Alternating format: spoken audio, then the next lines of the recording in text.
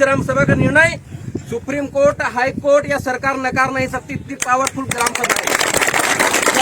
आज देखे हम लोग, है ना, इस ग्राम सभा को हम लोग समझ नहीं पाए थोड़े दिन, अभी तक समझ नहीं पाए, धीरे धीरे बैठने लगे। बहुत अच्छा संदेश है।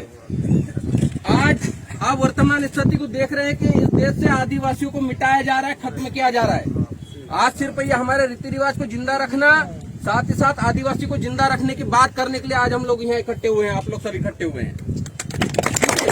इसलिए मैं, जो देश हमारा है वो संविधान से चलता है और संविधान में आदिवासियों को विशेष अधिकार दिए हैं। पता है क्यों? क्योंकि हमारी रीति रिवाज, हमारी परंपरा बाकी दूसरे लोगों से अलग है, इसीलिए इस देश का आदिवासी आदिवासी है। ये मानते हो आप लोग? क्योंकि हमारा जो रीति रिवाज है आदिवासियों का बाकी दूसरे लोगों से अलग है, हमारी व्यवस्थाएं अलग है, हमारी परंपरा अलग है, इसीलिए हम इस देश के आदिवासी हैं। और इस देश का जो आदिवासी है इस देश का मूल मालिक भी है, ये सुप्रीम कोर्ट ने। इस चीज को आपको समझना होगा। इस जो आज हम लोग रूढ़ी ग्राम सभा बैठे हैं, तो इसी ही देश में एक सर्वोच्च कोर्ट है जिसको सुप्रीम कोर्ट बोलते हैं। वो सुप्रीम कोर्ट ने 8 जनवरी 2011 को जजमेंट दिया था, 5 जनवरी को, ठीक है, 5 जनवरी 2011 को जजमेंट दिया और उसने ये कहा कि इस देश में रहने वाला 8% आदिवासी इस देश का मूल मालिक है। ठीक है, तो आप सब मूल मालिक हो, इसलिए आप सभी को जोहार और जय आदिवासी। अब मैं मेरी बात कहना शुरू करूंगा कि ये देश संविधान से चलता है। इस संविधान में बहुत सारी व्यवस्था दी गई है और यही व्यवस्था में हमारे आदिवासियों के लिए एक अलग व्यवस्था दी गई है जिसको रूढ़ी ग्राम सभा बोलते हैं, जो आज यहाँ बैठी हुई है। और ये रूढ़िगत ग्राम सभा भारत के संविधान के अनुच्छेद 13(3) क में है। काय में है? भारत के संविधान के अनुच्छेद 13(3) क में है। इसके द्वारा जो फैसला लिया जाता है उसको सरकार, सुप्रीम कोर्ट या हाई कोर्ट कोई भी नकार नहीं सकता। इतनी पावरफुल ग्राम सभा है, इसलिए इसको बरकरार रखना है, हमको इसको जिंदा रखना है।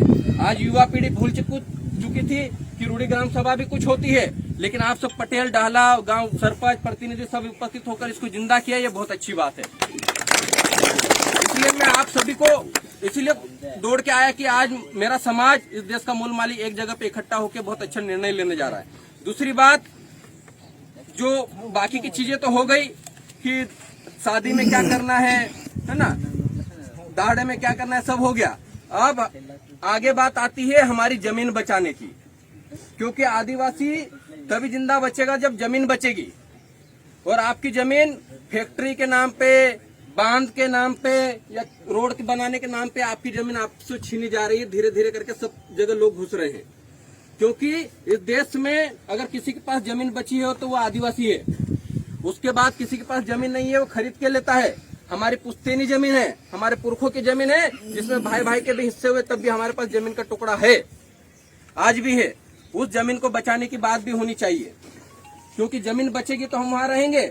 नहीं तो वो सरदार सरोवर बांध बना तो बड़वानी के बान्नू गांव विस्थापित हो गए, यहाँ से कहाँ गए? गुजरात गए।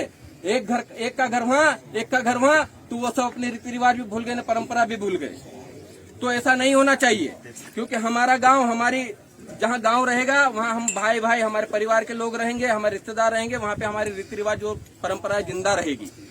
तो जो ग्राम सभा है रूढ़िगत ग्राम सभा, अभी एक पैसा एक्ट आया, पैसा एक्ट के ग्राम सभा उतनी पावरफुल नहीं है जितनी पावरफुल ये रूढ़िगत ग्राम सभा है। ये रूढ़िगत ग्राम सभा हमारे जो क्रांतिकारी थे, पुरखे थे, हम बैठे बस इस सामाजिक देखिए, मेरी बात सुनो। मैं इसलिए बोल रहा हूँ, ये समाज की भी बात कर रहा हूँ, किसी और की नहीं, संविधान की बात कर रहा हूँ।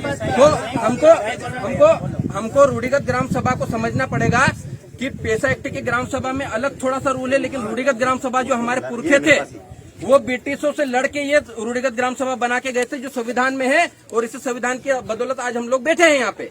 तो इस ग्राम सभा, आपको एक काम ये करना है कि किसी भी प्रोजेक्ट के लिए अगर आपसे जमीन मांगी जाती है तो आपको ये ध्यान रखना है कि आपके सार्वजनिक उपयोग के लिए अगर वो आ रही है तो आपकी जो ग्राम सभा है वो अनुमोदित करके उसको जमीन दे, अन्यथा नहीं दे, क्योंकि वो जमीन बचाने के लिए रखे। क्योंकि रूढ़िगत ग्राम सभा में ये लिखा है कि गांव के सीमा के अंदर आने वाली जो जमीन है, आपकी ग्राम सभा है, ग्राम पंचायत है, उस सीमा के अंदर आने वाली जितनी भी जमीन है वो पूरी की पूरी जमीन ग्राम सभा की है। वो किसी सरकार की नहीं है, ना प्रशासन की है, ये संविधान में लिखा है।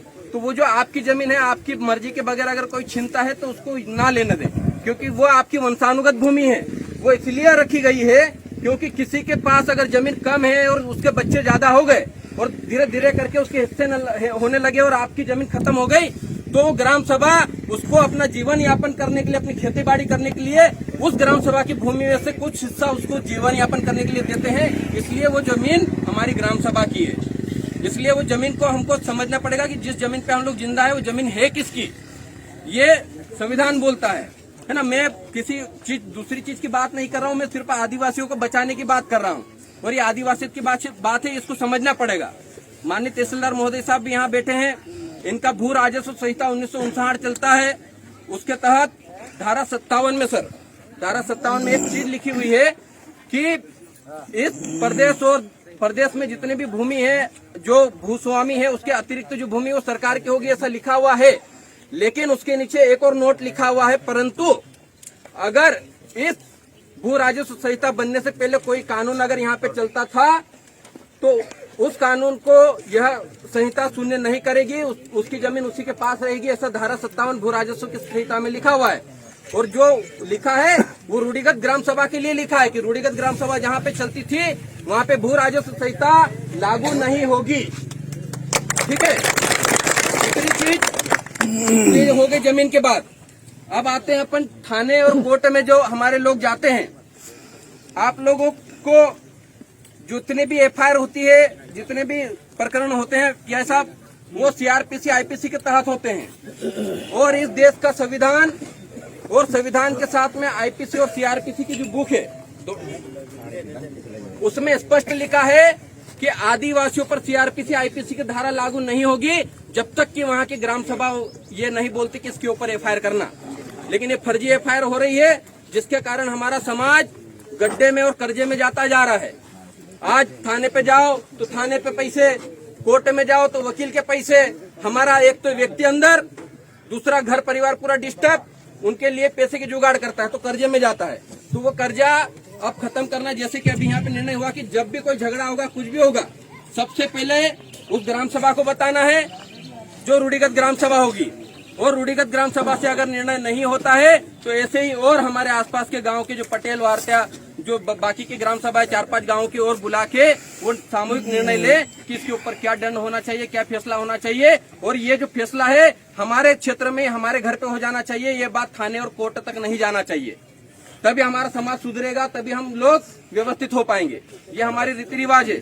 अब ये जो किताब है इसके तहत पुलिस वाले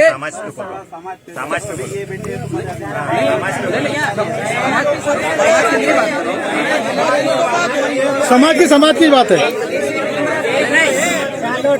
नहीं, वो देखो, ये इसी के कारण क्या होता है,